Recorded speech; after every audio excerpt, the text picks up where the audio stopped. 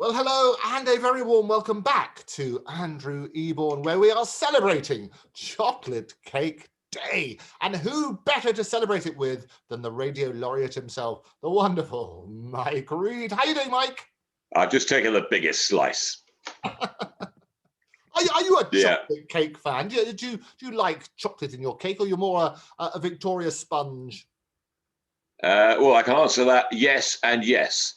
I like chocolate cake. I like Victoria sponge as well. Two favourites, absolutely, with a large pot of tea. Can't beat it. I'll tell you what used to be popular. It was like a dessert I remember having during the 80s. Was a Black Forest gâteau. Whatever happened to them? Yeah, they were of the time, weren't they? After your duck à l'orange. No, I've never fancied that as a pudding. I'm not a big pudding person in restaurants. I can safely skip the pudding. I'd rather have a starter and the main course. But afternoon tea, yes.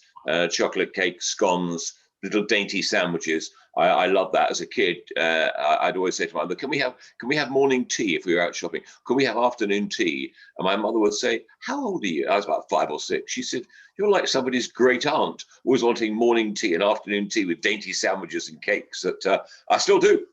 Oh no, but it's a lovely ceremony, isn't it? I mean, I travel, as you know, when we're allowed to travel, to Japan a lot, and the whole tea ceremonies there go on for hours, and they have entertainment in between, and the pouring, people are kneeling down, and the wonderful ceremony that accompanies it. The British afternoon tea is a classic, isn't it?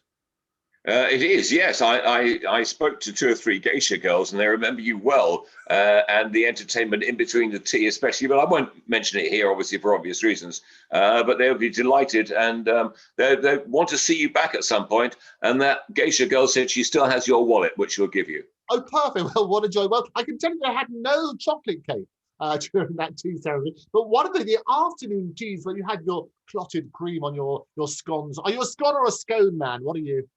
A scone and no cream. I say, take away the cream and bring me butter, I say. Because they bring you jam and cream, but no butter. I said, I like no cream, but butter and jam, please. So, well, yeah, but they are filling, aren't they, scones? But do you know, I actually love cheese scones. I think they're wonderful. I like a bit of savoury. I'm a savoury man myself. Well, you then, if you don't have your cream at all, you can't answer the question that everybody asks, is whether you should have cream on top or jam on top. Which is the order that, what's the proper order to put it in? Is it jam and then cream, or cream and then jam? It depends whether you're in Somerset or Devon. The argument rages, as do with Cornish pasties. It's an ongoing culinary argument, that one, whether cream or jam. Depends which county you live in. Well, I always say that it depends on whether you're eating a scone or a scone. Yeah, and for me, I don't do cream anyway. So, well, I mean, I do, but I mean, it would be butter and then jam for me. That's the way to have a scone. That's the way you taste a scone, I think, really. Oh. You know, after all the sandwiches I've consumed, most of them, and cake, you know, when there's a scone left, you know, you don't want too much. You know, the cream is just too much at the end. It is a very British thing, the afternoon tea, is it? Where has been your favourite afternoon tea? Oh, my goodness. When I was a little kid, there's a lovely place, I think it's now demolished, called the Greenwood Tree. I used to go with my mother. I used to have an oldie worldy garden at the back. You'd go down some old steps, and I love that. It's a fabulous place. But yeah, anyway, if I'm driving around the country, I will always call in. I'll find somewhere and go, oh, I'll call in there and have afternoon tea. It's like, for me, it's like old bookshops. You know, if I'm driving around the country, I know where the old bookshops are, the secondhand bookshops, and where the tea shops are. Oh, no, there's a wonderful one. My brother and my father used to go to a place called Brighton College. And when my mother was taking my brother to Brighton College, we used to stop in this wonderful tea shop in Arundel called Belinda's. And I remember it well, tiny little places, and they have all these sort of funny things on the wall, but they used to serve wonderful chocolate cake. And I always remember with having my cup of tea here, I would challenge you to a battle of wits, but I see you are unarmed, says good old Shakespeare, with a cup of tea here as well. So there is something wonderful. The other thing which is bizarre, though, Mike, is who on earth thinks of all these days? I mean, come on, National Chocolate Cake Day. Who came up with that? I don't know, probably the chocolate cake manufacturers, if I'm not being cynical. I would imagine that would be the case. But yeah, Belinda's in Arundel. I know all the tea shops in Arundel very well. Or I sometimes go down by the Arun, by the boating place there, and have a tea down there. I know the beach cafes as well. I love those. I remember doing a TV program once at Dunwich, which of course is the old capital of the East Angles. Now most of it is under the sea, and there was a cafe there, and we were filming, and we went in for lunch.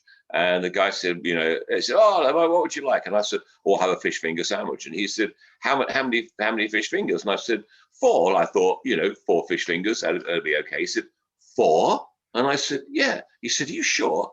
I thought, well, I know what 4 fish fingers look like. Well, they were about a foot long. They were giant fish fingers. These fish must have had fingers like, boxers. Yeah, so these things are about a foot long. Oh, here, there you are there, mate. Go on, get through that lot.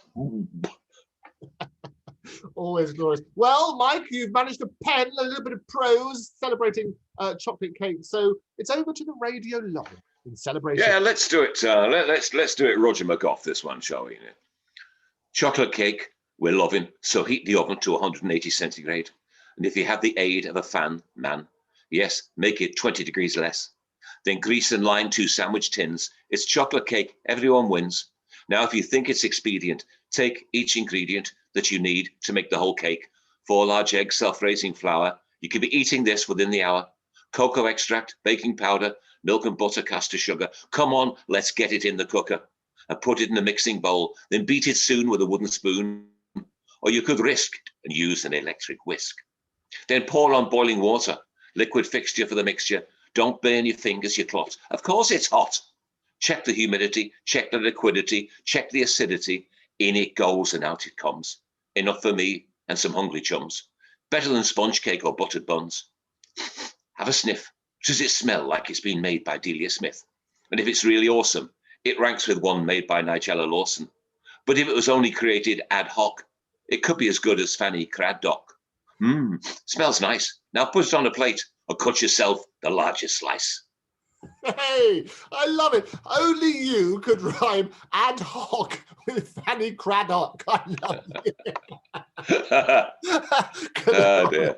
Oh, we love it. Mike Read, thank you so much for joining us. Thank you, Andrew. Take care. Bye-bye.